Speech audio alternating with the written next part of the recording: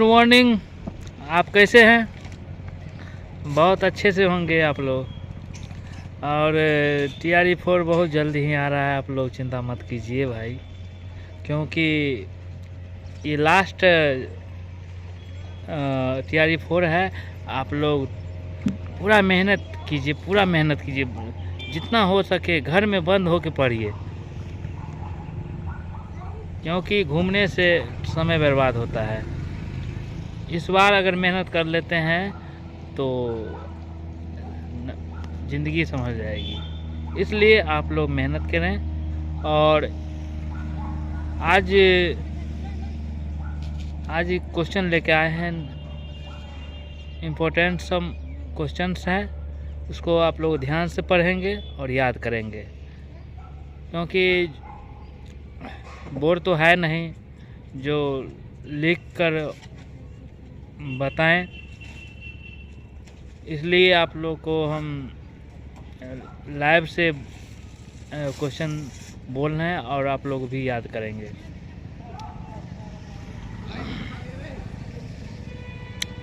तो कोशिश रहेगा कि आप लोग अच्छा से मेहनत करेंगे और लिखेंगे भी।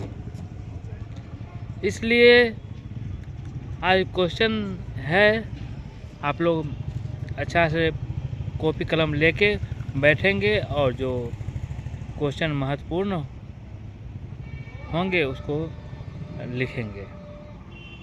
वैसे तो सब क्वेश्चन महत्वपूर्ण है, इसमें कहने का कोई बातें नहीं है, तो ज़रूर लिखेंगे। और मेरा क्लास अगर आप लोग को अच्छा लगता है तो लाइक से और सब्सक्राइब ज़रूर करेंगे, क्योंकि आप लोग लाइव सब्सक्राइब करते नहीं हैं। इसमें पैसा थोड़ी लगता है, पैसा तो नहीं लगता है। इसलिए जो है आप लोग मेरे चैनल को आप लोग लाइक शेयर और सब्सक्राइब करेंगे। मेरा चैनल का नाम है BPSC music class by Anil sir. इसके नाम से है, आप यूट्यूब पे सर्च करेंगे तो आ जाएगा। उसको सब्सक्राइब भी करेंगे, लाइक भी करेंगे और शेयर भी करेंगे। तो पहला क्वेश्चन है, आरा चार ताल में कितने विभाग होते हैं? आरा चार ताल में कितने विभाग होते हैं? तो इसका आंसर होगा 7। इसका आंसर 7 होगा, ठीक है। धमार ताल में कितनी मात्राएं होती है? धमार ताल में कितनी मात्राएं होती है? इसका आंसर है 14। तिलवाड़ा ताल में अन्य किस नाम से जाना जाता है? तिलवाड़ा ताल को अन्य किस नाम से जाना जाता है? तिलवाड़ा ताल को अन्य किस नाम से जाना जाता है? तो इसको आंसर है, इसका आंसर है विलंबित तीन ताल। विलंबित तीन ताल। मध्यम ग्राम की वह मूर्छना जो गंधार से आरंभ होती है। मध्यम ग्राम की वह मूर्छना जो गंधार से आरंभ होती है। इसका आंसर क्या होगा? इसका आंसर होगा हरिनस्वा। मध्यम ग्राम की वह मूर्छना जो निषाद से आरंभ होती है। मध्यम ग्राम की वह मूर्छना जो निषाद से आरंभ होती है, वह उसका आंसर है मार्गी। उसका आंसर क्या है? मार्गी। उसके बाद है मध्यम ग्राम की वह मूर्छना। मध्यम ग्राम की वह मूर्छना जो सरज से आरंभ होती है। जो सरज से आरंभ होती है, उसका आंसर क्या होता है? उसका आंसर है शुद्ध मध्यमा। शुद्ध मध्यमा। भरत के अनुसार मूर्छना के भेद हैं। भरत के अनुसार मूर्छना के भेद हैं। इसका आंसर होगा 4। दतिल मतंग के अनुसार मूर्छना के कितने भेद हैं? दतिल मतंग के अनुसार मूर्छना के कितने भेद हैं? इसका आंसर होगा 4। जिसका आंसर होगा 4 जिसमें है पूर्णा, शांतरा, सकाकाली, साधारणी, कीर्ता। ठीक है, तो आप लोग जो है अच्छा से क्वेश्चन अच्छा लगे तो ज़रूर है कि लाइक शेयर और सब्सक्राइब करेंगे, क्योंकि आप जितना शेयर करेंगे, जितना लाइक, जितना सब्सक्राइब करेंगे, उतना मेरा वीडियो वायरल होगा और जो छात्र होंगे उसको भी फ़ायदा हो जाएगा, आप लोग को भी फ़ायदा होगा और अन्य छात्रों को भी फ़ायदा हो जाएगा। जहाँ तक वीडियो पहुँचेगा वहाँ तक, इसलिए शेयर ज़रूर करेंगे और सब्सक्राइब ज़रूर करेंगे। अगला क्वेश्चन है, संगीत अयोध्या प्रसाद जी जाने जाते हैं। संगीतज्ञ अयोध्या प्रसाद जाने जाते हैं, इसका आंसर होगा पखावज वादन हेतु। इसका आंसर होगा पखावज वादन हेतु।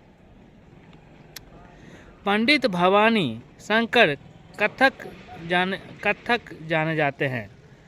पंडित भवानी शंकर कथक के रूप में जाने जाते हैं, इसका आंसर होगा पखावज वादन हेतु और तबला वादन हेतु। पंडित राम आशीष पाठक जाने जाते हैं। पंडित राम आशिक पाठक जाने जाते हैं, इसका आंसर होगा तबला वादन हेतु और पखावज वादन हेतु। ये सभी अजरारा घराना की है। ठीक है, उसके बाद है संगीतांजलि पुस्तक के रचयिता हैं। संगीतांजलि पुस्तक के रचयिता हैं, इसका आंसर होगा पंडित ओमकार नाथ ठाकुर। पंडित ओमकार नाथ ठाकुर। ग्रामों का उदय माना जाता है। ग्रामों का उदय माना जाता है, इसका आंसर होगा वैदिक काल। ठीक है ना। आचार्य भरत ने कुल कितने मूर्छनाओं का वर्णन किया है? आचार्य भरत ने कुल कितने मूर्छनाओं का वर्णन किया है? इसका आंसर होगा 21। इसका आंसर होगा 21। भरत ने कितने जातियों का उल्लेख किया है? भरत ने कितने जातियों का उल्लेख किया है? इसका आंसर होगा 18। इसका आंसर होगा 18। भरत ने संवादी स्वरों के बीच माना है। भरत ने संवादी स्वरों के बीच माना है, इसका आंसर होगा 9 और 13 के बीच। भरत ने ध की कितनी श्रुतियाँ मानी है? भरत ने ध की कितनी श्रुतियाँ मानी है? इसका आंसर होगा 3। इसका आंसर होगा 3।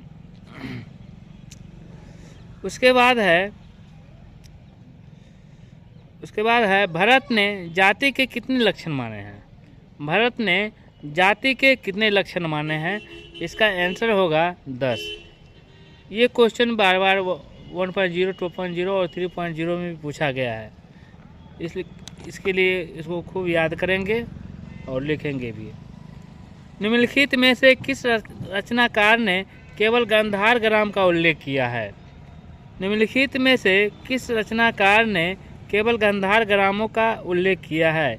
इसका आंसर होगा दतिल। इसका आंसर होगा दतिल। किन्नरी बीना का आविष्कारक माना जाता है। किन्नरी बीना का आविष्कारक माना जाता है, इसका आंसर है मतंग। इसका आंसर है मतंग, जो विरहदेशी में रचित है। नारदीय शिक्षा के लेखक हैं। नारदीय शिक्षा के लेखक कौन हैं? इसका आंसर होगा नारद। इसका आंसर होगा नारद। उसके बाद है निम्नलिखित में से किस काल को प्रबंध काल कहा जाता है? निम्नलिखित में से किस काल को प्रबंध काल कहा जाता है? इसका आंसर होगा पूर्व मध्यकाल। पूर्व मध्यकाल। संगीत मकरंद के लेखक कौन हैं? संगीत मकरंद के लेखक कौन हैं? इसका आंसर होगा नारद। इसका आंसर होगा नारद। ठीक है ना। आप लोग लिख रहे हैं कि नहीं? आप लोग लिखिए और जो है लिखिए भी। ठीक है ना। बहुत महत्वपूर्ण क्वेश्चंस है, इसलिए आप लोग ध्यान से सुनेंगे, आप लोग लिखेंगे भी। उसके बाद है निम्नलिखित में से कौन सा ग्रंथ स्वरलिपि रहित संस्कृत भाषा गीतों का संग्रह है। निम्नलिखित में से कौन सा ग्रंथ स्वरलिपि रहित संस्कृत भाषी गीतों का संग्रह है। इसका आंसर होगा गीत गोविंद। गीत गोविंद, ये गे नहीं है। निम्नलिखित में से किस ग्रंथ को राग रागनी प्रति का आधार ग्रंथ माना गया है। निम्नलिखित में से किस ग्रंथ को राग रागनी प्रति का आधार ग्रंथ माना गया है। इसका आंसर होगा संगीत मकरंद। संगीत मकरंद जो नारद कीर्त में रचित है। निम्नलिखित में से किस ग्रंथ को उत्तरी तथा दक्षिणी संगीत का आधार ग्रंथ कहा जाता है। निम्नलिखित में से किस ग्रंथ को उत्तरी तथा दक्षिणी संगीत का आधार ग्रंथ कहा गया है। इसका आंसर होगा संगीत रत्नाकर। संगीत रत्नाकर। संगीत रत्नाकर ग्रंथ में जाति गायन के कितने लक्षण माने गए हैं। संगीत रत्नाकर ग्रंथ में जाति गायन के कितने लक्षण माने गए हैं। इसमें 13 है। संन्यास, विन्यास और अंतर्मार्ग, ये 3 जो है अलग से जोड़ा गया है। पहले 10 था, 10 में 3 जोड़ा गया तो 13 हो गया, ठीक है ना। उसके बाद है संगीत रत्नाकर में ग्राम रागों की संख्या कितनी मानी गई है। संगीत रत्नाकर में ग्राम रागों की संख्या कितनी मानी गई है। इसका आंसर होगा 30। इसका आंसर होगा 30। निम्नलिखित में से किस वाद का आविष्कारक अमीर खुसरो द्वारा नहीं किया गया है। निम्नलिखित में किस वाद का आविष्कारक अमीर खुसरो द्वारा नहीं किया गया है। इसका आंसर होगा बीना। इसका आंसर होगा बीना। लोचन ने अपना शुद्ध ठाठ माना है। लोचन ने अपना शुद्ध ठाठ माना है। इसका आंसर होगा काफ़ी। इसका आंसर होगा काफ़ी। सर्वप्रथम किसने बिलावल को शुद्ध ठाठ माना। सर्वप्रथम किसने बिलावल को शुद्ध ठाठ माना। तो इसका आंसर होगा मोहम्मद रजा। नगमाती आस्फिक हैं इसमें, ठीक है ना। लोचन ने संपूर्ण रागों को कितने मेलों भागों में विभाजन किया है। तो इसका आंसर होगा 12। इसका आंसर 12 होगा। विद्वानों के अनुसार किस ग्रंथ को ठाठ राग वर्गीकरण बीजारोपण करने वाला ग्रंथ माना जाता है। विद्वानों के अनुसार किस ग्रंथ को ठाठ राग वर्गीकरण बीजारोपण करने वाला ग्रंथ माना जाता है। इसका आंसर होगा राग तरंगिणी, जो इसका लेखक है लोचन। संगीत रत्नाकर में सारंगदेव के पिता का नाम है सोढल। संगीत रत्नाकर में सारंगदेव के पिता का नाम है सोढल। इसका जो उद्भव हुआ है वो कश्मीर से हुआ है। संगीत रत्नाकर के प्रथम अध्याय में कितने प्रकरण हैं। इसका आंसर होगा 8। इस बार भी पूछा गया है क्वेश्चन। संगीत रत्नाकर में 10 विधि राग वर्गीकरण की व्याख्या किस अध्याय में की गई है। संगीत रत्नाकर में 10 विधि राग वर्गीकरण की व्याख्या किस अध्याय में की गई है। तो द्वितीय अध्याय में की गई है। सारंगदेव ने संगीत में किस क्रिया को प्रधान माना है। सारंगदेव ने संगीत में किस क्रिया को प्रधान माना है। इसका आंसर होगा गायन। आप लोग लिख रहे हैं कि नहीं लिख रहे हैं, लिखिए। बहुत अच्छा क्वेश्चन लेकर आए हैं आज। इसको ध्यान से पढ़िए और लिखिए, ठीक है। तो आप लोग का जो TR4 आ रहा है वो लगभग क्या मतलब जो है जनवरी 2nd या 3rd वीक में आ जाएगा। और उसके बाद मार्च अप्रैल में एग्ज़ाम भी हो जाएगा। उसके बाद मई जून में सबको स्कूल भी आवंटन किया जाएगा। इसलिए आप लोग मन लगा के पढ़िए। इस बार नौकरी तो सभी को बेड़ा पार करना है, नौकरी लेना है, इसलिए आप लोग मन लगा के पढ़िए। और मेरा आशा है कि आप पढ़ते भी होंगे। और इसके बाद क्या ही बताएं, आप लोग खुद बुद्धिमान होंगे, आप लोग जानते होंगे इसको कुछ मतलब रिवाइज भी करते होंगे, इसलिए कहने की कोई ज़रूरत नहीं है। लेकिन एक ही कहना है कि आप लोग मतलब मेरे चैनल को जो BPSC music class by Anil sir के नाम से है उसे आप सब्सक्राइब जरूर करेंगे। उसके बाद है तमिल संगीत में स्वरों की ऊंचाई निचाई को क्या कहा जाता है। तमिल संगीत में स्वरों की ऊंचाई निचाई को क्या कहा जाता है। इसका आंसर होगा कैलवी। तमिल संगीत में श्रुति को क्या कहा जाता था। तमिल संगीत में श्रुति को क्या कहा जाता था। इसका आंसर होगा अलुक। इसका आंसर होगा अलुक। कर्नाटक संगीत का उद्गम माना जाता है। कर्नाटक संगीत का उद्गम माना जाता है तो इसका आंसर होगा 13वीं से 14वीं शताब्दी में। 13वीं से 14वीं शताब्दी में। संगीत सार के रचनाकार हैं। संगीत सार के रचनाकार हैं। इसका आंसर होगा आचार्य विद्यारण्य।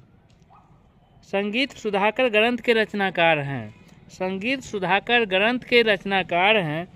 इसका आंसर होगा गोविंद दीक्षित। किस ग्रंथ में मेल की मूल सिद्धांतों की व्याख्या की गई है। किस ग्रंथ में मेल की मूल सिद्धांतों की व्याख्या की गई है। इसका आंसर होगा चतुर्दंडी प्रकाशिका। संग्रह चूड़ामणि ग्रंथ के रचनाकार कौन थे। संग्रह चूड़ामणि ग्रंथ के रचनाकार कौन थे तो गोविंदाचार्य। ये लास्ट क्वेश्चन था और ये लास्ट क्वेश्चन था। आप लोग मन लगा के पढ़िए और याद भी करिए। ठीक है, आप लोग मन लगा के पढ़िए और याद भी करिए। इतना क्वेश्चन है, महत्वपूर्ण सब क्वेश्चन था। आप लोग दिन रात एक कर दीजिए जितना हो सके। ठीक है, और अगर क्लास अच्छा लगा तो मेरे चैनल को लाइक शेयर और सब्सक्राइब जरूर करेंगे। जो नीचे दिया गया है BPSC music class by Anil sir, उसको जरूर शेयर करेंगे, लाइक भी करेंगे और सब्सक्राइब करेंगे। धन्यवाद।